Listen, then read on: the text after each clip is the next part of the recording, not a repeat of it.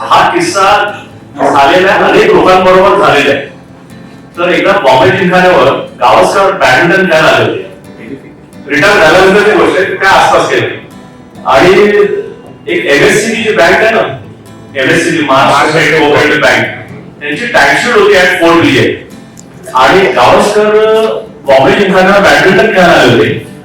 बॉम्बे त्याने बघितलं तिकडे बॅडमिंटन खेळत असताना बाहेर आले आणि एक बॉलर, एक प्लेयर बॉलिंग करत असताना त्यांनी बघितलं की ही व्यक्ती आले तर ते तिकडे चालत आले. बॉम्बे जिमखाना टू ते फाईन लेगला फोर्ट विलियमचं फाईन लेग आहे आणि बॉम्बे जिमखान्याची साखळी बघा, साखळी तिथे ते आले आणि ह्यांनी पण बघितलं त्या गावस्कर येतात जवळ कोणाला भेटायला येतात आले तर ह्यांना थोडा घाम फुटला, या प्लेयरला घाम फुटला की जवळ जवळ जवळ जवळ येत आहे, ते कोणाला भेटायला येत आहे.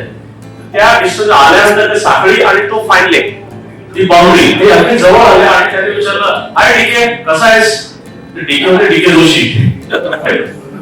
डीके जोशीनं मला वाटतं चक्कर झाली की एवढ्या लांबून गावस्कर सारखी व्यक्ती त्याला डीके जोशीला भेटायला आले. आता डीके जोशी काय रणजी ट्रॉफी मध्ये खेळले, पण डीके जोशी मला वाटतं त्यांना 3-4 वेळा आउट केलं होतं.